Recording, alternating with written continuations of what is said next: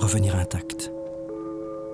Courir dire à sa femme « Je reviens, ne t'inquiète pas, je suis là ». L'expédition s'est bien terminée. Ils m'ont payé correctement. Pourtant, Nima s'inquiète. Elle n'a pas envie qu'ils repartent. Avec l'argent gagné, Gourmen a pu installer une télévision dans le lodge. Et ce lodge, il commence à faire des bénéfices.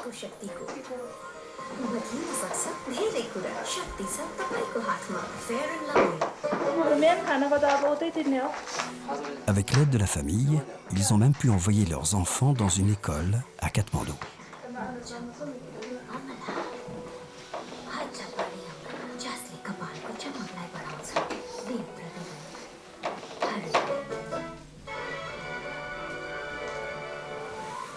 Mais cette prospérité a un prix. Les Sherpas sont employés comme porteurs d'altitude par ceux qui gravissent l'Himalaya. Ces guides Sherpas n'en redescendent pas toujours. Le frère de Gurmen est resté là-haut. Nima est hanté de cauchemars et de sombres récits.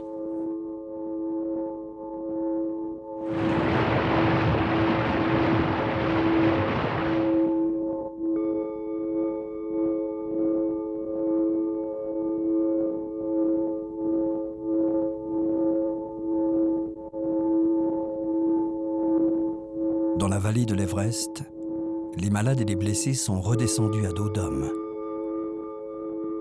Dans les brumes, les hélicoptères ne volent pas et ils sont trop onéreux pour les Sherpas. Quant aux yaks, ils ne tolèrent pas les humains sur leur dos.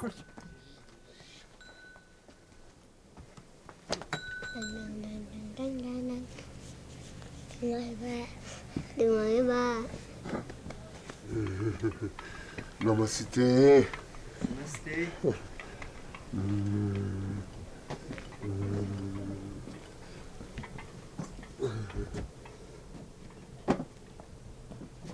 Gurmen a une idée audacieuse pour subvenir aux besoins de sa famille. Mais avant de se lancer dans son projet, il consulte de grands lamas du village. En observant les chevaux dessinés sur les drapeaux de prière, son idée folle lui est venue. Il veut acheter un cheval dressé et le louer aux touristes pour gagner sa vie.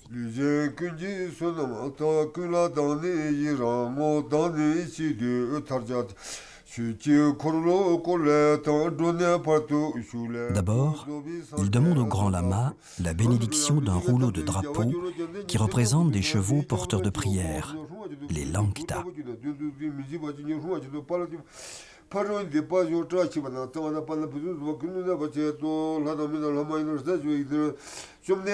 À la moitié de la cérémonie, il se décide à confier son secret.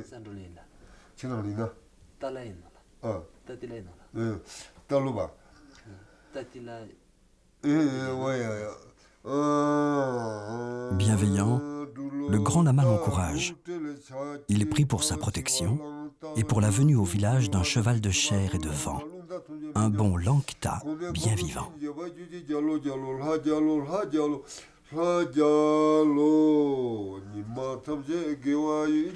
Monter sur un cheval. Ici, personne n'y a vraiment songé. La vallée est bien trop escarpée. Dehors, les feux des genévriers embaument le monastère. Gurmen, qui brûle de s'élancer à la recherche de sa monture, patiente avec les autres fidèles. Des lamas en chapeau partent pour des cérémonies lointaines. Des Sherpanis s'en vont pour les semailles. Des guides Sherpas se préparent à affronter l'altitude. Aucun ne le ferait sans avoir reçu sa kata de soie beige, sans avoir jeté le riz béni, sans s'être enivré des odeurs sacrées. Alors, fort de ces rituels, on se sépare et chacun va vers sa destinée.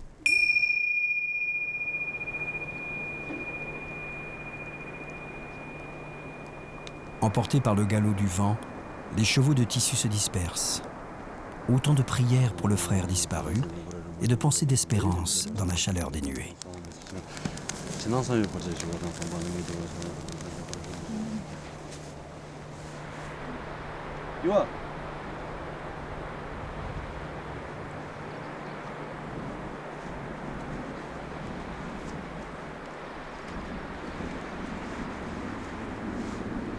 Pour Nima et Gurmen, le bruissement des chevaux de vent annonce aussi la venue d'un vrai cheval. Ce cheval que Gurmen va partir chercher dans une autre vallée. Ce cheval qu'il espère louer aux étrangers de passage. Un cheval qui portera les malades, qui sauvera des vies.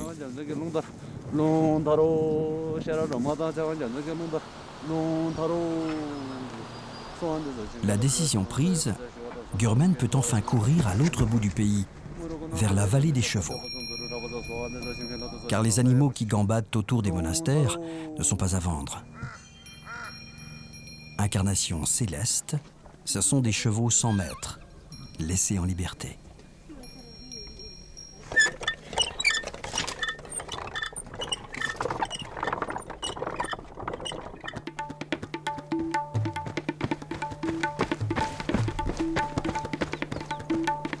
Gurmen débaroule pendant 10 heures d'affilée et 2000 mètres plus bas, il s'envole.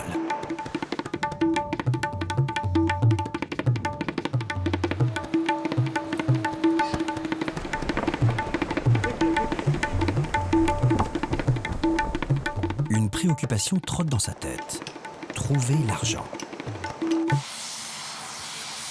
Gurmen a emporté toutes ses économies et aussi de précieux objets à vendre. Il paraît qu'un cheval domestiqué vaut près de 50 fois le prix de son billet d'avion. Il devra emprunter à Katmandou. Là-bas, Gurmen compte sur la solidarité d'un cousin, Tsawang, qui s'est reconverti dans le commerce des matériels d'alpinisme.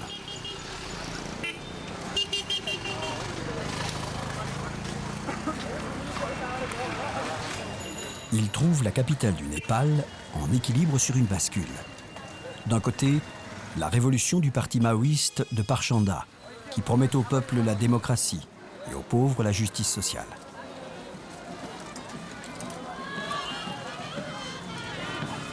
De l'autre, la monarchie aveugle qui fanfaronne devant une hallucinante cavalerie.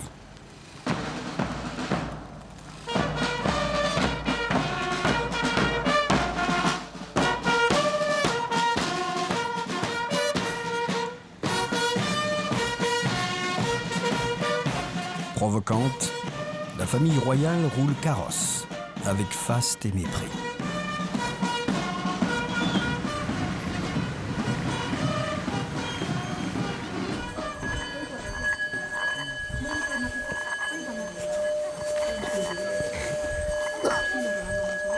Dans le quartier de Tamel, tout s'échange, tout s'achète, se revend. Tout se fabrique et se copie, surtout les équipements offerts aux Sherpas par les expéditions. Le cousin commerçant est là, accueillant, mais attentif à l'authenticité des matériels.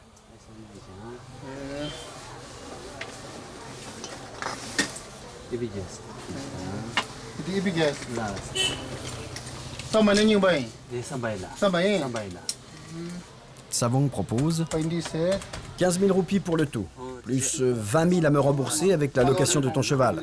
Et bonne chance.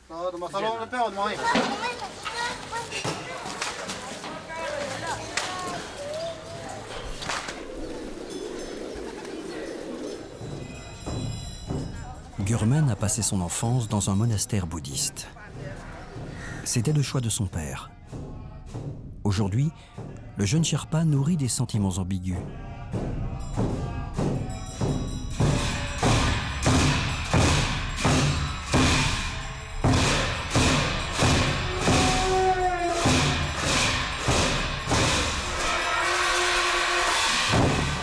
Il voudrait remercier et être heureux du présent. Mais il se souvient des journées si exigeantes de son enfance, des chants lancinants, de l'immobilité interminable.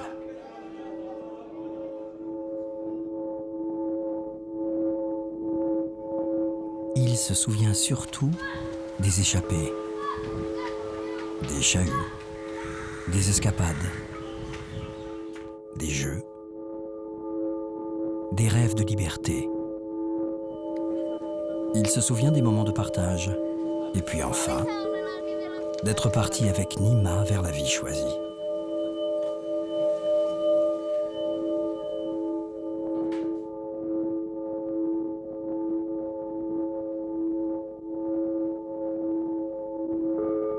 Souvent lui reviennent en mémoire les contraintes de l'école monastique. Et il se souvient bien du plaisir de découvrir le monde dans les livres.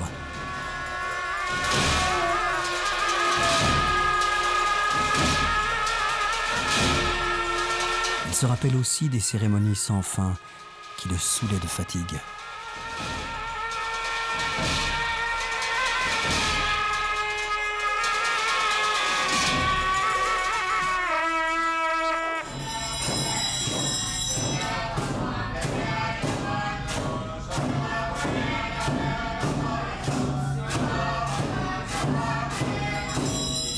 De cette parenthèse étrange au monastère, il a gardé la nostalgie des miracles de la lumière et une inclination pour la prière.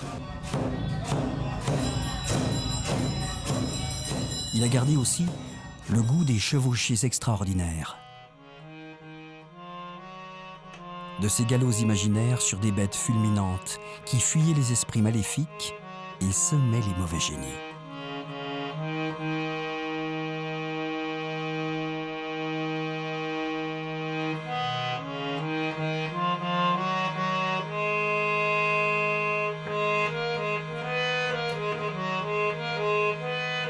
La vallée des chevaux n'est pas une vallée si lointaine. Elle s'enfile vers des montagnes accessibles, bondées de touristes à la belle saison.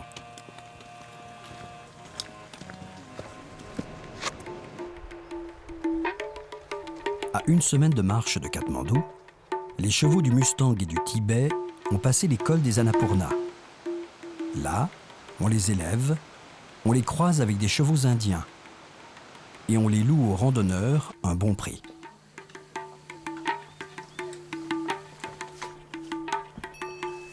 En quelques heures, le propriétaire du cheval gagne l'équivalent d'un mois du salaire normal d'un porteur. Et cela n'a pas l'air si difficile.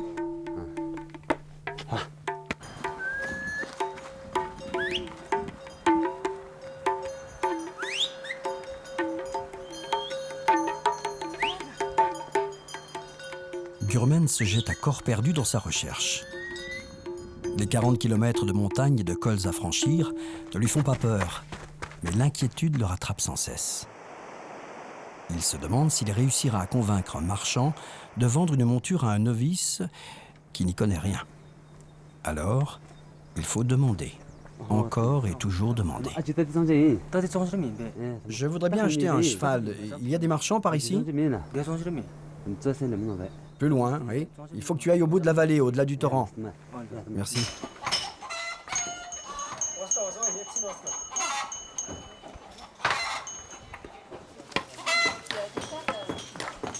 Le long des sentiers, l'accueil des touristes change les vallées. Les tailleurs de pierre s'activent. Ici, tout bouge. La religion est aussi prise dans le tourbillon. Les Népalais et leurs prières sont emportés par le rythme d'un nouveau mouvement.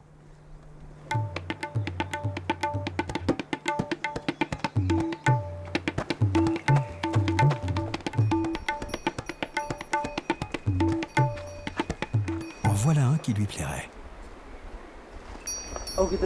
Bonjour. Il est à vendre, ce cheval ? Non, non, pas celui-là, je le loue.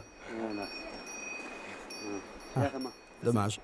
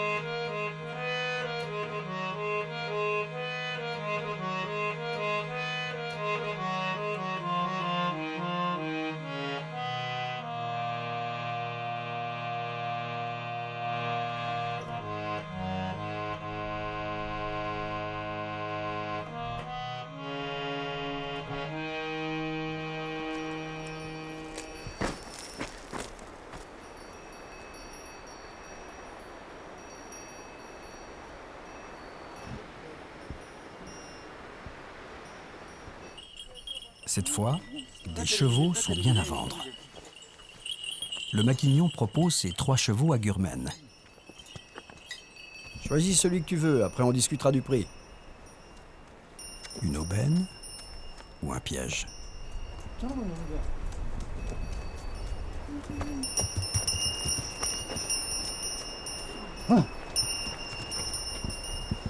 Le premier contact est sauvage pour un débutant.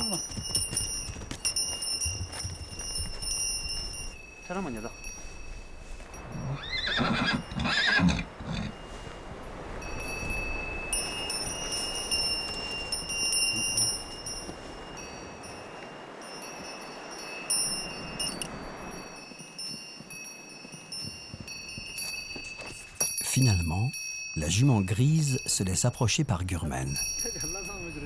Elle semble conciliante et en bonne santé. C'est avec elle qu'il va peut-être devenir un bon cavalier.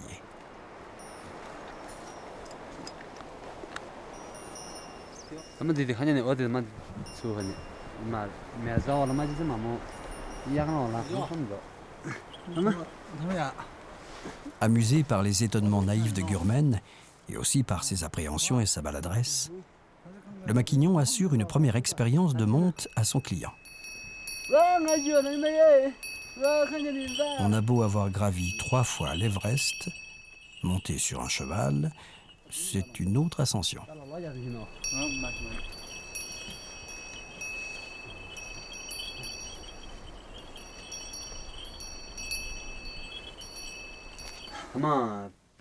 La négociation se fait à la tibétaine. Elle ne doit laisser que des heureux. Gurmen donne son prix, 30 000 roupies avec le licol, le tapis, la selle et le collier. Avec la selle et le collier, c'est trop demandé.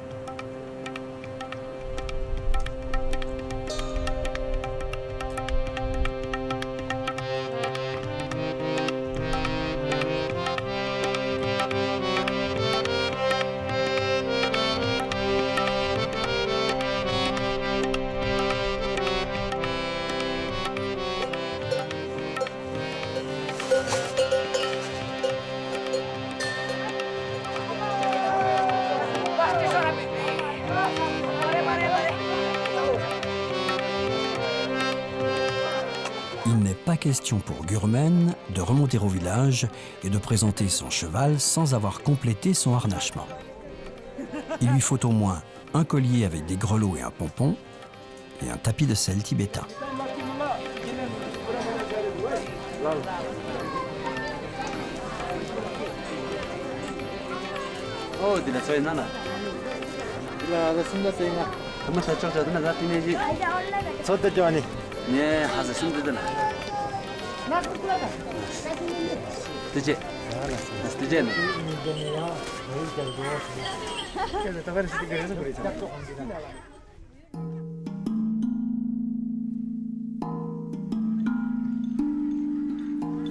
Sa belle jument, il aimerait l'appeler Karma.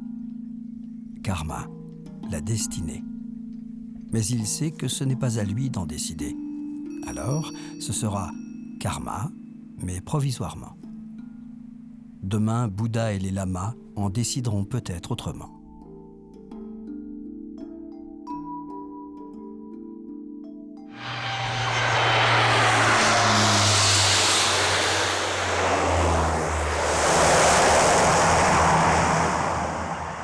Près de l'aéroport de Lukla, Gurmen est sûr de trouver des étrangers.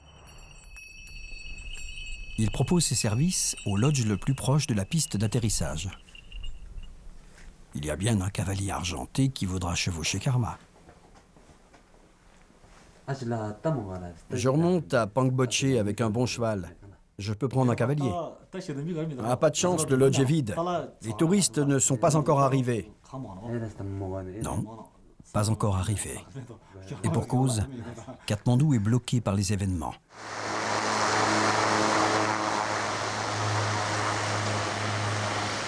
Le peuple en révolution réclame la destitution du roi.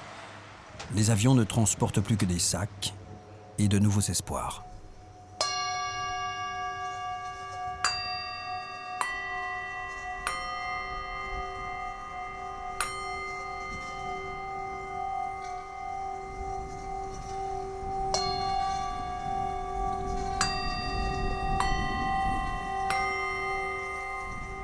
Pour Gurmen, commence une vie nouvelle. Traverser les torrents à pied sec, grimper au rythme de Karma. Se soumettre aux regards étonnés, garder confiance au bord du précipice. Accepter les incompréhensions, les refus, le désintérêt. Participer à la marche de l'histoire.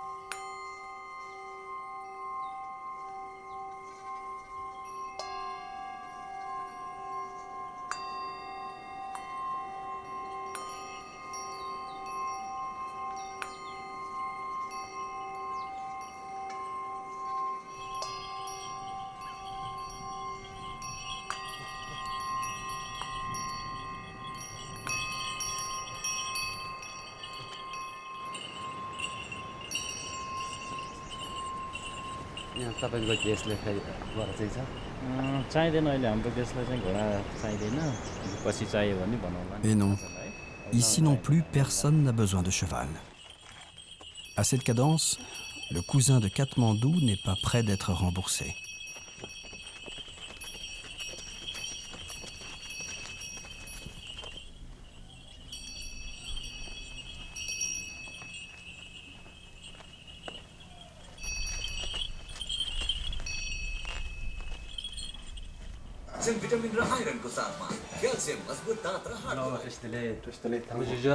Gurmen n'a pas de réseau de téléphone et il a promis de donner des nouvelles à Tsawang, son cousin de Katmandou. Depuis seulement une semaine, on peut lui envoyer un courriel à son magasin.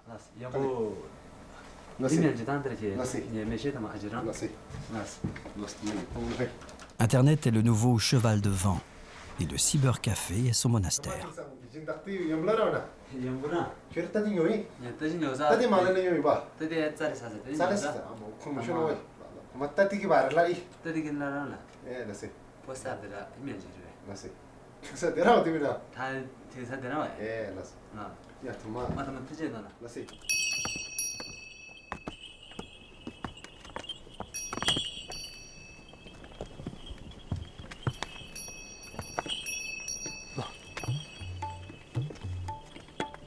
Avec la montée en altitude, Karma perd progressivement son allégresse.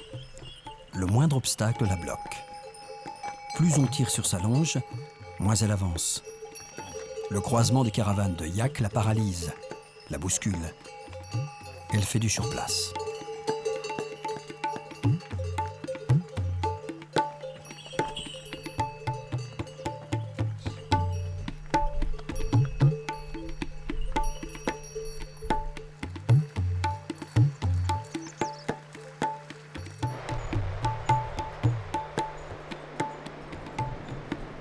La fraîcheur des abîmes l'incite à repartir de plus belle.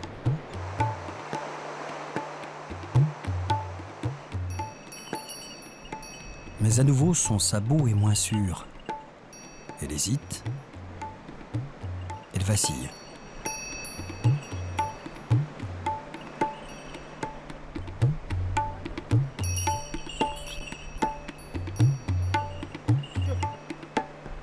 Cette fois, Gurmen ne pense plus à la location de sa jument. Il se demande simplement s'ils vont arriver un jour au village. Va-t-elle flancher avant ? Ils sont à plus de 3500 mètres et peut-être que Karma ne supporte pas l'altitude. Arrivé enfin sur les hauts plateaux, il traîne Karma jusqu'à la porte d'un hôpital vétérinaire, le seul vétérinaire de la vallée du Kumbo.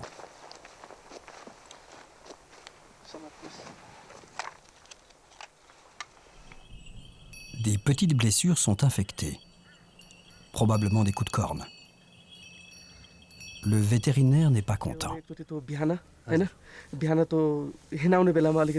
Ce cheval n'a ni assez mangé, ni assez bu. Le foin sec des yaks est une nourriture insuffisante. Il faudra lui trouver des céréales. L'idéal serait du maïs et avec l'air sec de l'altitude, il doit boire souvent, au moins 15 litres d'eau pendant les heures de déplacement. Sinon, il va se déshydrater, s'affaiblir, tomber, mourir.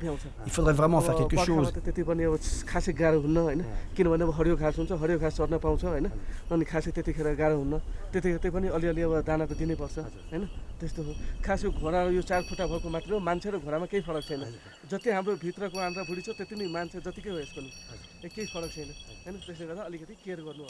Le village est encore à 2 jours. 2 jours au bord du vide. Personne n'avait tenté.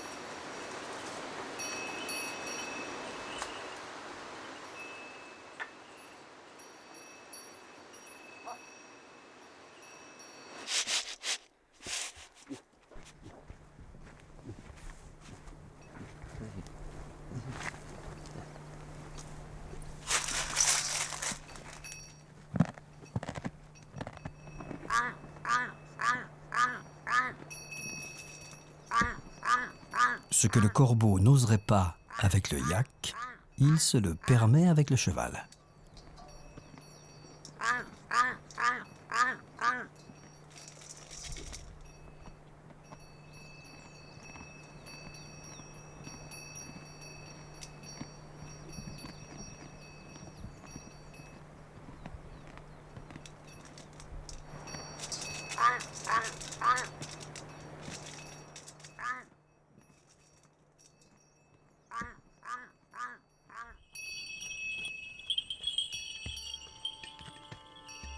Karma est rétablie.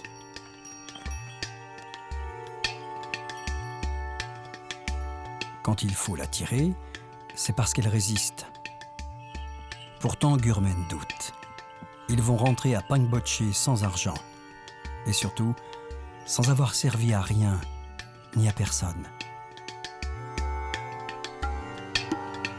Jusqu'à cette rencontre.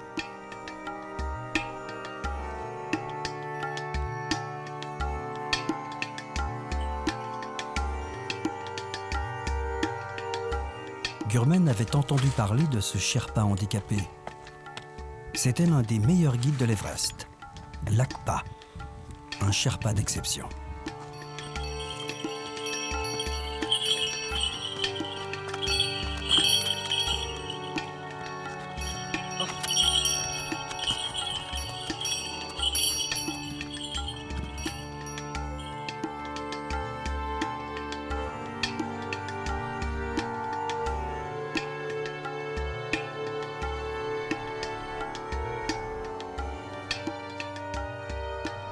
À Lakpa, on pouvait demander l'impossible. Par exemple, on lui avait demandé de porter un poste radioémetteur au sommet de l'Everest pour que le lendemain, les vainqueurs puissent crier victoire.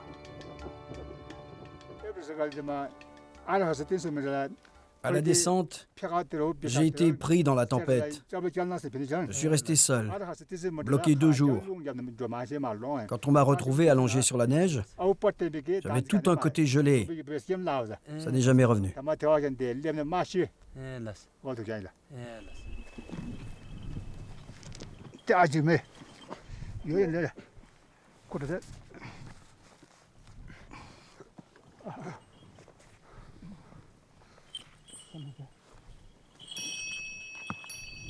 Lakpa va voir son fils à Dingboche. C'est loin et très escarpé. Il profite du dos de Karma qui, cette fois, marche sans résister.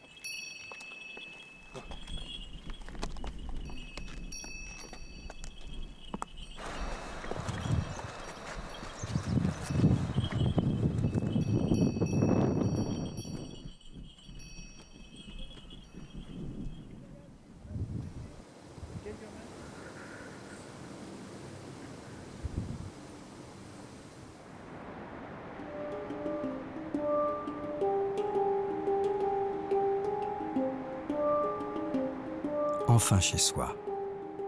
Même à plus de 4000 mètres d'altitude, rien ne vaut un bon chez soi. Une bonne écurie.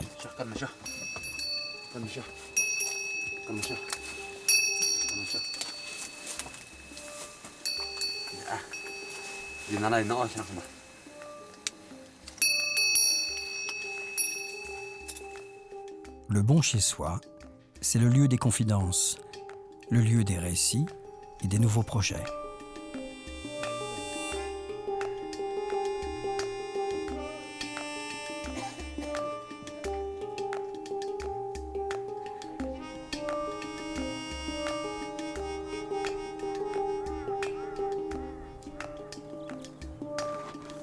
Le projet de Nima et de Gurmen est de préparer un grand repas qu'ils offriront au couvent des nonnes lors de la cérémonie de présentation de Karma.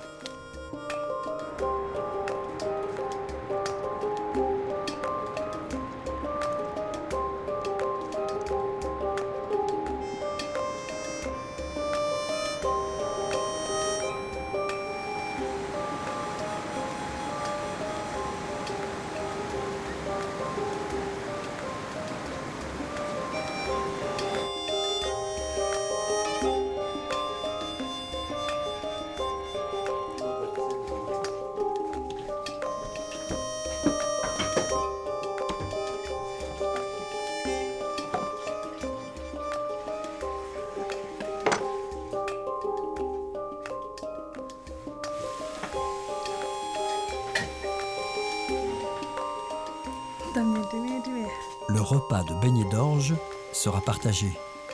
Le soir même, il profitera aux hôtes du lodge. Le reste sera porté le lendemain aux nonnes du couvent.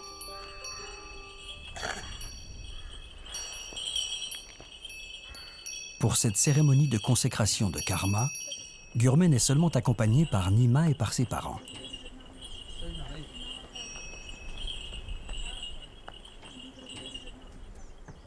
Gurmen est resté discret au village. Il craint un mauvais œil sur Karma. Il a besoin de se rassurer par cette cérémonie, car on ne peut pas savoir la place de Karma dans le cycle des réincarnations.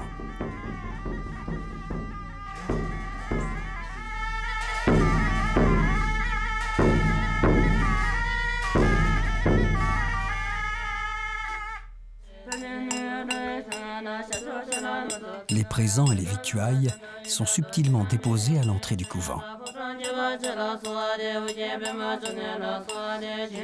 Nima sert le thé au beurre de yak aux officiantes.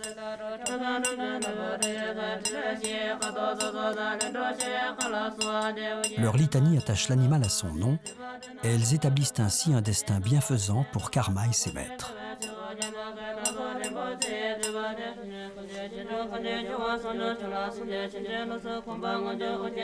Les dons en argent sont un soutien, de simples remerciements par anticipation.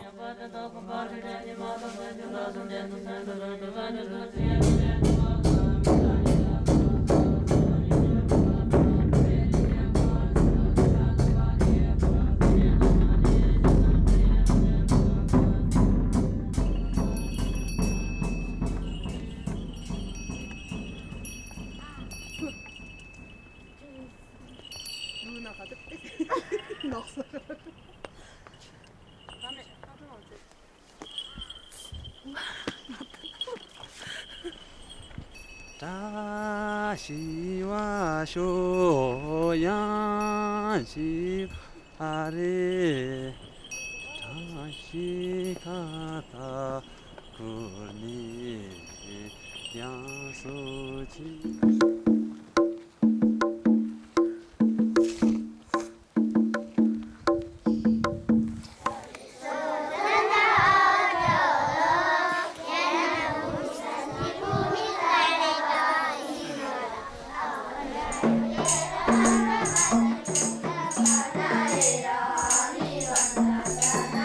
Cet animal est étrange, curieusement harnaché.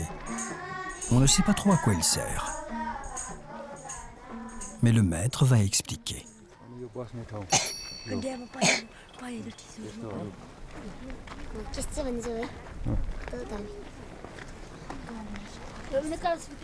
Puis, Gurman demande un petit service aux observateurs de talent, qui lui dessinent un cheval de location pour afficher sur sa maison.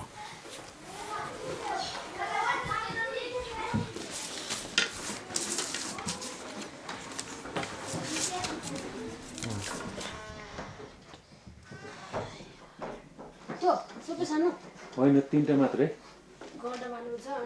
Hers on higher location day सेभल JANGBU लेख्नुपर्छ ज्याङ्बु चित्र चाहिँ जम्मा गर्न आँटे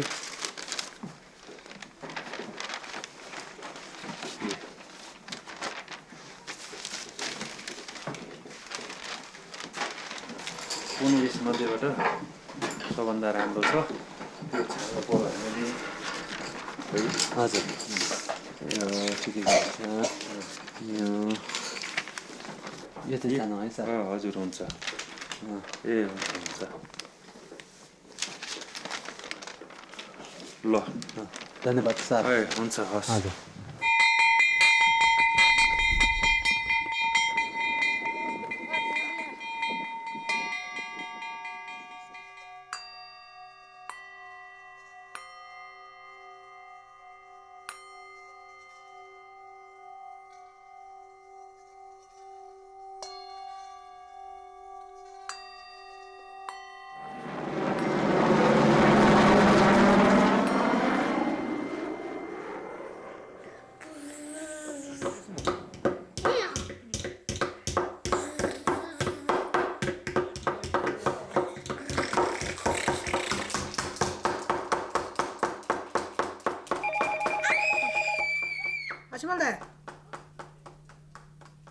아침인데 지나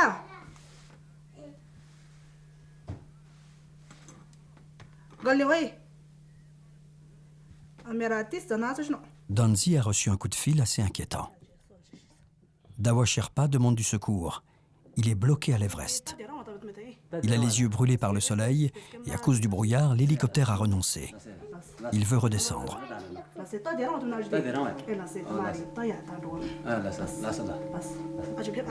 Gurman propose d'y aller.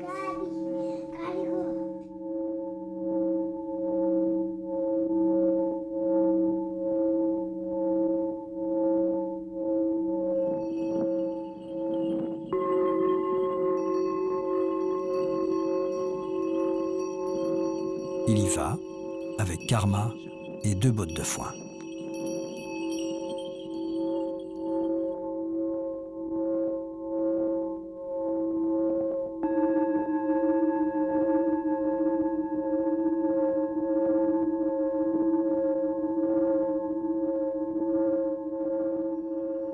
Le camp de base de l'Everest est à 5400 mètres d'altitude.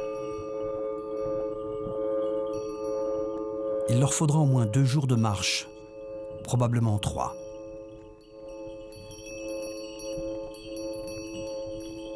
Karma s'acclimate lentement à la diminution d'oxygène.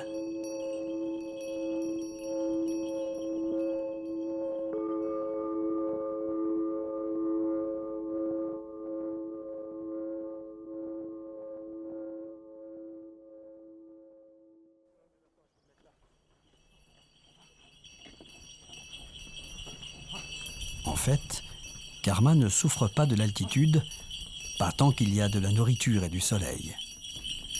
Mais au-dessus de 4700 mètres, La réserve de foin est épuisée. La végétation se raréfie. Le ciel se couvre. Ils se fondent dans l'univers des nuages et de la neige.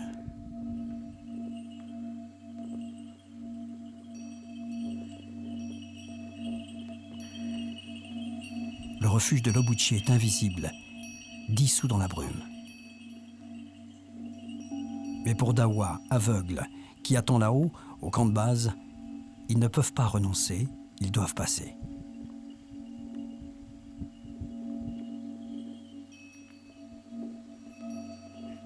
L'Obutché, 5000 mètres.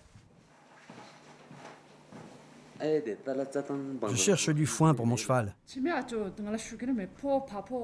on n'a plus rien pour notre yak, rien du tout. En face peut-être.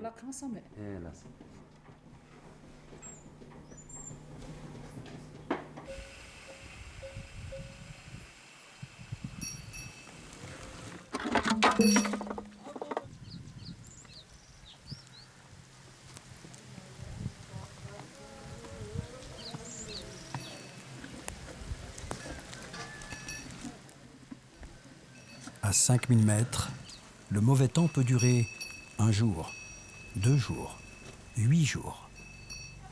Il peut neiger 10 cm, 1 mètre. Contre mauvaise fortune, bon cœur. Karma et Gurmen prennent les intempéries en patience.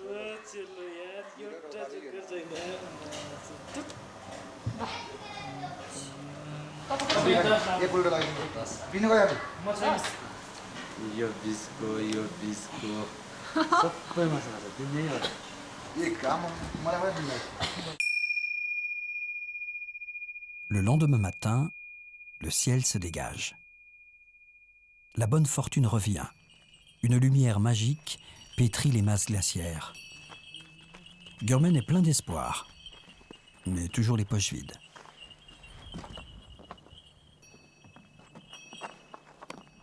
Karma n'est pas impressionné par les crevasses, mais sous ses sabots, la moraine est branlante.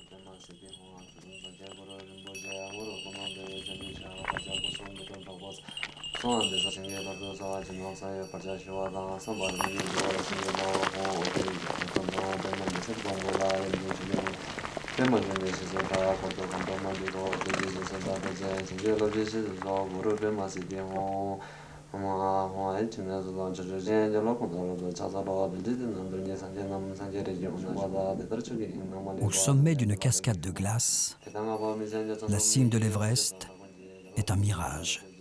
Un triangle noir qui domine des pénitents gelés et des chaos de sérac où des processions cherchent leur chemin.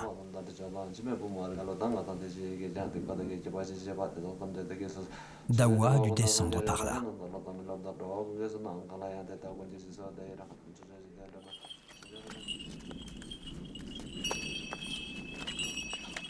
L'arrivée au camp de base est une expérience étrange. À 5400 mètres, beaucoup perdent leur lucidité et la cohérence de la parole. Alors hébétés, ils se taisent, regardent en silence celui qu'ils attendent, puis s'en éloignent, pour s'occuper à des travaux herculéens sur un sol mouvant qui se dérobe et qui chaque jour glisse lentement vers la mer.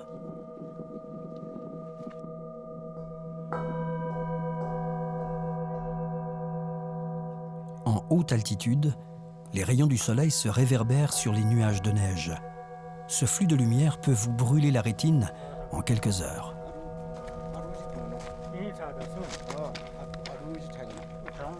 Gare à celui qui a perdu ses lunettes, comme Dawa, car l'ophtalmie des neiges est douloureuse et cette atteinte peut être irréversible.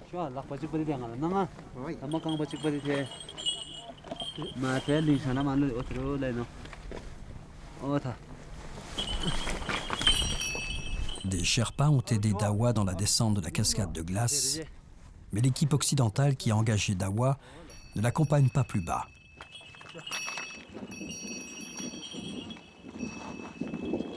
Ils sont dispersés dans la montagne, tout occupés à la réussite de leur tentative d'ascension.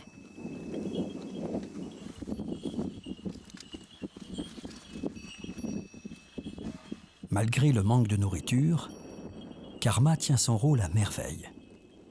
Pas d'écart, pas de glissade, aucun à-coup. Comme si elle sentait, comme si elle savait sa responsabilité.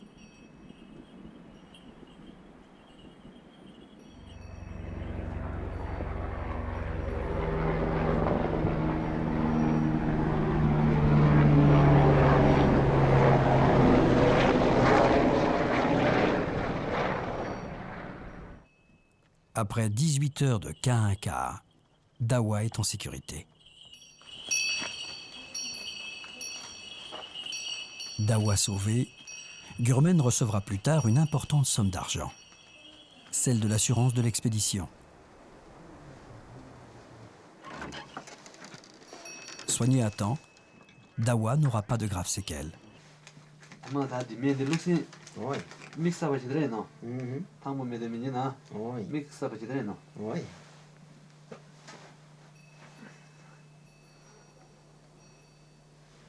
Hamiza, the separate dinner. Hansamida.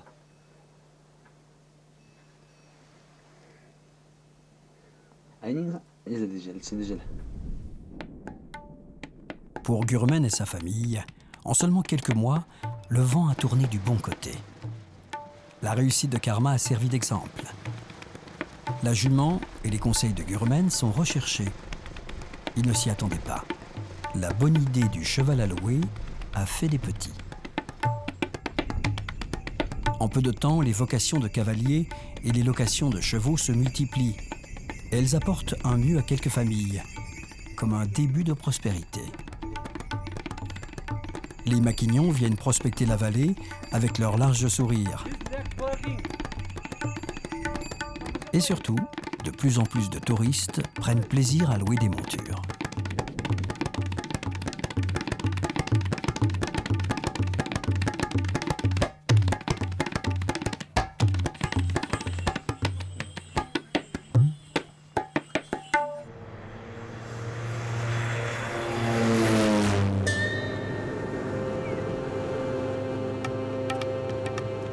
Enfin, pouvoir rembourser Tsawang, le cousin de Katmandou.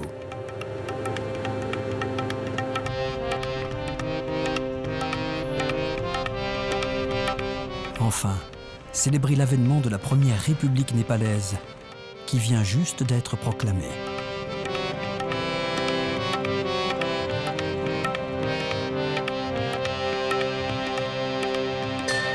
Enfin, retrouver ses enfants à Katmandou au sortir de l'école et leur faire une belle surprise.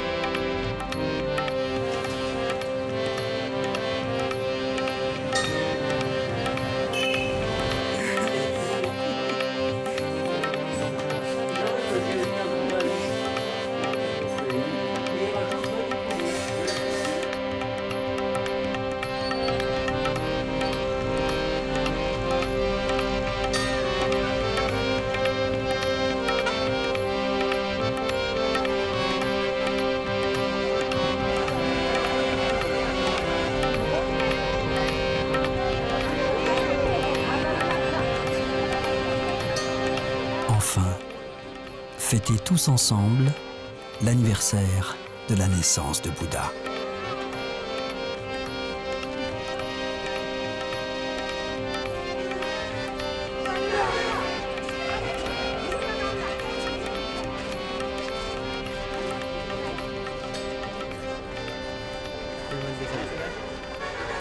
Aujourd'hui, nous sommes en l'an 2631.